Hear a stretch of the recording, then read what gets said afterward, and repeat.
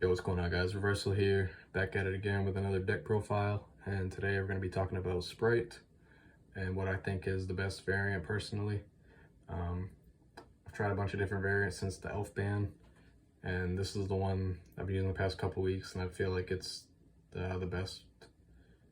The YCS in Peru, there was a Spright Adventure mirror in the finals actually, so it's cool to see Spright win something.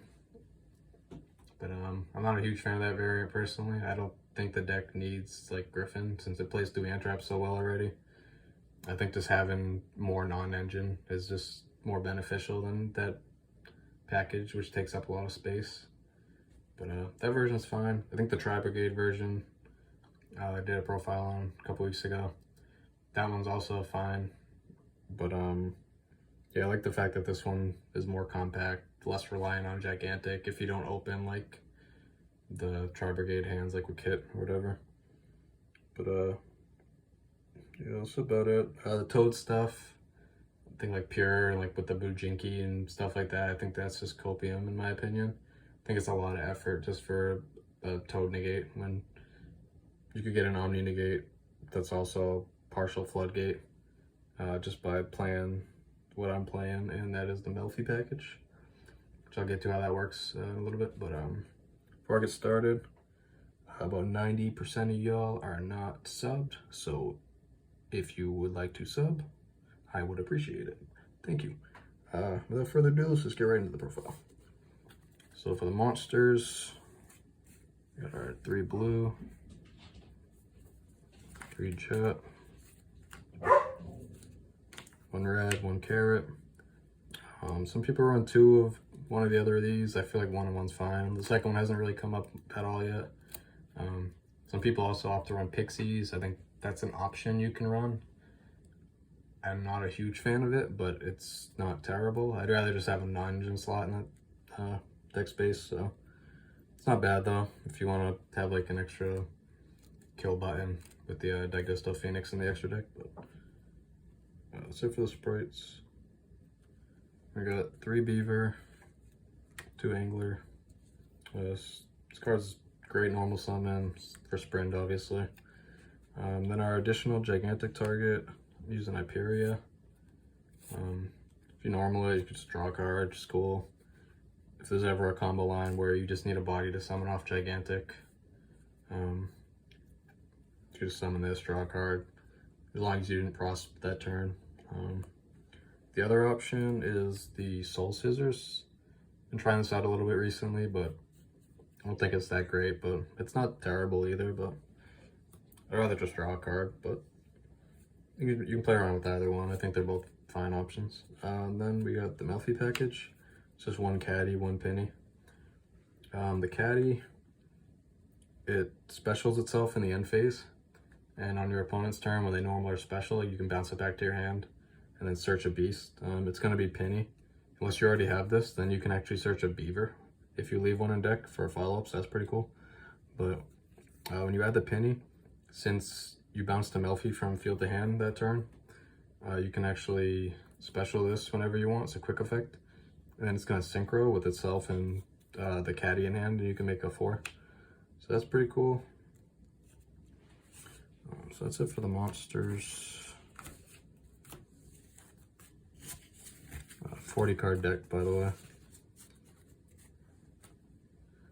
For the spells, 3 prosperity for consistency, 3 starter, that's the best card. The 1 gamma burst, 1 smashers, 1 double cross. Gamma burst has been insane for me since I started playing it in this deck. I didn't use it all last format because I didn't think it was necessary, but I feel like this format you kind of want to kill your opponent if you have the chance to, just because you don't get to just like loop Toad with Elf every turn anymore. Stuff like that, you don't have the as grindy as a deck as before Elf was banned. So I think just the fact that this just opens up so many OTKs, it's insane. Just get a couple Spright bodies up and then they all get massive. Smashers, this card's like okay going second. I think it's terrible going first personally. You just don't have the bodies to support it going first anymore for the most part, so I'm thinking about cutting this in all honesty, but for now it's in there. And then double cross, this is the main one you want to get when you're going first out jet. Going second, I side this out. Going first, I side smashes out. But that's it for the spawn traps. Now for the non-engine, play 15 on 3 Fenrir. This card's like just fine. It's pretty good going first. It's decent going second, depending on your opponent's board. This card's a hand trap magnet for some reason, which is kind of nice. Like when you just special this, use its effect, and then it gets like hit by a hand trap or something, because you don't actually like care if this resolves. So anytime your opponent uses a negate on this, that's great. Then I'm just playing 12 hand traps to round it out. 3 Ash, 3 Ghost Mourner, 3 Veiler, and 3 Imperm. The Ash and the Imperm, I feel like are staple right now in just about anything. This for brand diffusion more than anything, but they both hit every deck for the most part, which I think is rare right now since it's format's kind of all over the place. These two are a recent addition, just kind of trying them out. I feel like if I want to go the hand trap route, I think these are probably the next best 6 to throw in, just because like I think Gamma's good, but I don't want to see that card going first. It just sits dead in your hand most of the time. Nib I was maining before, but I found that it hasn't really been as good lately. I think Kashtira is most likely just going to go Arise Pass and sit behind their non-engine. They're never going to get the full lock against you when you play this many hand traps, so like even if you don't play these and you just see like one of these, they won't be able to full lock you anyway, so I feel like Nib's just not necessary, because it's not that good in other matchups, and then if they go Arise Pass and 4 summons, your Nib's just a blank card anyway, so I feel like right now that card, I just don't want it in my main deck, but I mean, you could main it, but another option instead of these 6 that I kind of want to try out again is the 3 enemy controllers, 3 Book of Moons. I feel like Book of Moons really good going first, and then going second. Like it can book the Arise hard if that's what they end on, and then against other decks you can just trade 1 for 1 with something. But I like this better than Eclipse personally, just because going first it feels a lot better. You don't have to worry about booking your own field. And then the enemy controller, it's another pretty cool card to take stuff. Has a lot of neat interactions depending on what you're facing. But sometimes you can take an Xyz, make a Zeus, can dodge like a targeting negation or something. But yeah, I might try those out instead of these, but for now I'm just rocking straight hand traps and Fenrir. It's felt pretty nice. That's it for the main deck, 40 cards. I'll show a combo for the Melffy stuff after I get through with this. So for the extra deck, the Melffy package, we have our 1 Merry Melffys, 1 Arclight, 1 Melffy of the Forest. The Arclight's the main thing you go off into off the penny. It's Omni Negate. Then you can bring it back off Double Cross as well, so that gets you 2 Omni Negates. The Merry Melffy can bounce a card. Don't really make it much, but can see it maybe coming up in some scenarios. Then the Melffy of the Forest, just any 2 level 2s. Searches you a Melffy. It's usually Caddy unless you already have it, then you can get Penny, which would allow your Caddy to get you a Beaver instead when you bounce it, but usually just gets Caddy, and then Caddy bounces, gets Penny, then you go into Arclight on their turn. And this is also a disruption.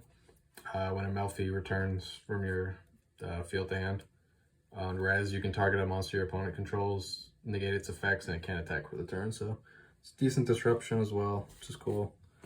Then we got the Soul Sweeper to get rid of any big things they need to get rid of. 2 Gigantic. I got the Zeus package, Downard, Sky Cav, Double Zeus. I like the Sky Cavalry more than the Mosquito. If you're not running the Soul Scissors, Especially with the Soul Scissors, the Mosquito can be a little better since it's an extra body. If you use the effect engrave, when one of your things gets destroyed, it could just come out.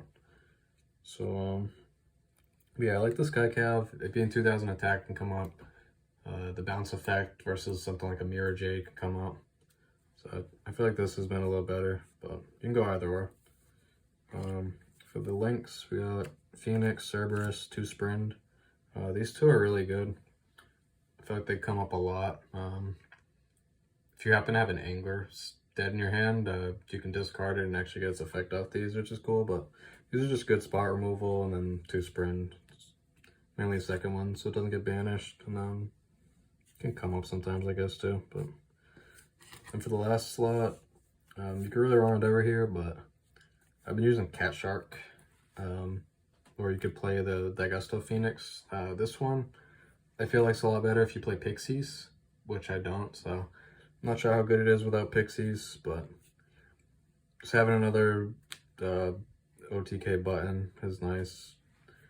Or maybe might experiment with Mannequin Cat as well, and squeeze in a target or 2 into the side. But that's it for the extra deck. For the side deck, playing the Gamma package. I like that this is just generic into pretty much everything. And it can be pretty high impact because it removes the body off the board, so it's really nice versus Spright. It can be good versus Branded. So it's good versus pretty much everything. And the fact that it's 4 cards is okay, because going second can side out like a set of something, and then the one double cross. So this is an easy side 4 into anything if you just need a generic card to put in. Then I'm putting in 2 Nib.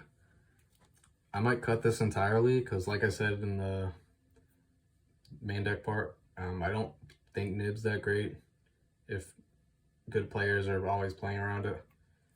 Like, you can catch people who aren't as good with it, but I don't know if you want to really deck build based on expecting people to play bad. But I feel like when you side it, it's only really good versus rogue stuff that just has to play into it. Because post side, like, who's going to play into Nib if they can play around it realistically? But you never know, I guess. But I'll probably cut these 2 entirely for like in a pointer, just so I have a 4th going first card to side in. So when I take out like a set of something plus the 1 smashers, I could put in the other trap I'm playing plus the 1 a pointer. And then the other one of can be maybe an additional back row removal, or a random tactics or something like that. Change of heart, I don't know. For some back row hate, we got 2 Storms, a Duster, and 3 Evenly. I like these cards better than Evenly for the most part, but like Trap Tricks and like the Lord of Heavenly Prison, stuff like that can sometimes make these ones bad. So you kind of need Evenly. But I feel like these are all like fine. I wanted to have back row hate since I'm already maining a lot of hand traps and it's siding even more. I wanted to have just back row hate since there's a lot of back row decks right now. It's an argument to play like Cosmics instead. Like if I take these 2 out and go the Cosmic route, maybe I could take out the Storms, and then for these 4 I could just do a pointer and 3 Cosmics. Something along those lines, because Cosmic's better for like Runic. But yeah, that's just what I've been using for now. Then for the trap, I'm playing Judgments. I like this a lot right now, just because you can hit like Dark Rollers and stuff like that, which is like the main weakness Spright has, I think. And then if I end up putting the Appointer in, that's another card that can help deal with that kind of stuff. But Appointer can also hit like Spear Mold, Lava Golem, which is cool. But yeah, I feel like this side is like just generic for the most part. Like Gambit you can put in versus anything. Storm is an Evenly. Like, since this can hit monsters as well, both of these, you can kind of, they're versatile enough where you could side them into a lot of matchups. And then Judgment's just Judgment. Old man say no. Yeah, that's it for the side. Like I said, Might change the storms to cosmics. Probably take out the nibs for a pointer and something else, but that's what I've been using. So now I'll show a quick combo. You can get this off like Fenrir plus a level 2, Beaver by itself, Starter by itself, just any level 2s. It all works the same.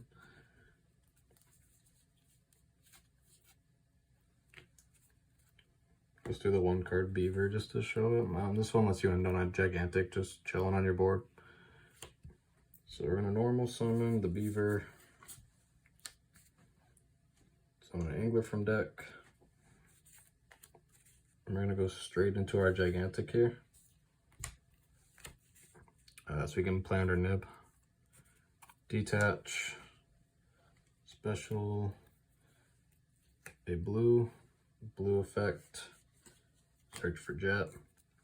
Special jet effect. Search double cross. Link these two to a sprint effect to dump and angler. Summon 2 beavers from deck. If you have one of the Melffys in your hand already, what you can do is link off the gigantic instead of one of the 2s, and then just summon 1 beaver from deck instead. So you'd have this in deck still, and this would just be a different level 2. So you could turn these 2 into the Melffy still, and then it would allow your caddy to search a nimble beaver for follow-up instead. For this, since we don't have that, we'll just do this. Melffy of the Forest, detach, search for your caddy, set your double cross, and then the end phase, caddy's gonna summon. So here, on your opponent's turn, what's gonna happen is once they normal or special, you can tribute or trigger your caddy. This is going to bounce back the hand and add a beast. We're going to add the penny. And then the Melffy of the Forest can trigger now when this gets bounced back, the caddy. So this can negate something on your opponent's field, make it so it can't attack for the turn. You have your Sprind, which can detach to when your opponent special summons something. So you can get another bounce. So that's 2 disruptions there. And then the penny's a quick effect at any time since your caddy was bounced back to hand. So when you want to use this, it's going to synchro using itself and the caddy in hand to go into Arclight. So you have another 3rd disruption here. It's an Omni negate. And then if you use this, you can bring it back with a double cross. And if you had enough disruptions between these and the hand traps in your hand, you can use the double cross to summon back your jet to search a starter so you have follow-up. So this board, it's 4 disruptions on board, plus whatever else you have in hand. This is something you can achieve off just 1 card. If you have a starter or a beaver, or just 2 cards if it's, like I said, Fenrir level 2 or just any level 2s at all. Then the better your hand is, the more hand traps you could play through. So like I said, the gigantic doesn't really need a resolve a lot of the time if you have like a good hand, so it's not really a choke point anymore if you have a hand that could just keep spamming bodies out, which is nice. But yeah, that's it for the combo. It's pretty simplistic. You have like a few different things. You have the negate, bounce, double Omni negate if you want it.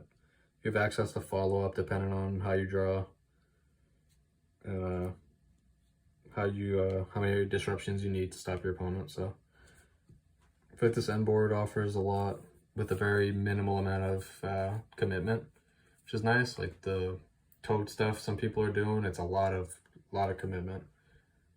So because they're like making Reaperdocus just as a body to make an aqua, so you can make toad. It's essentially like 4 bodies for 1 negate, pretty much. And then there's like the Bujinki thing, which is another, like, just a lot of effort just for 1 negate, when you could just make a Melffy of the Forest, not have to rely on your gigantic resolving, not care about Dimension Shifter, which this deck can side actually if you want to. I don't know if it's worth siding right now, but you can side D-Shifter if you want to, and it doesn't affect the deck really in any way, besides the sprints and the Angler. But that's it for the deck. Like I said, I think this is the best variant, in my opinion. Has a lot of non-engine space. It's super consistent. The end board is really good, in my opinion. You get your Omni Negates, and then this is just off the 1 card. So if you have like anything else in your hand, you can tack on reds, carrots, hand traps. So you can end up with way more than 4 disruptions. This is just 1 card, 4 disruptions, plus 4 more cards in hand. Or more. I think it might actually be 5 cards. But yeah, that's it for the video. Let me know what you think. Drop a like, sub, all that good stuff, and peace.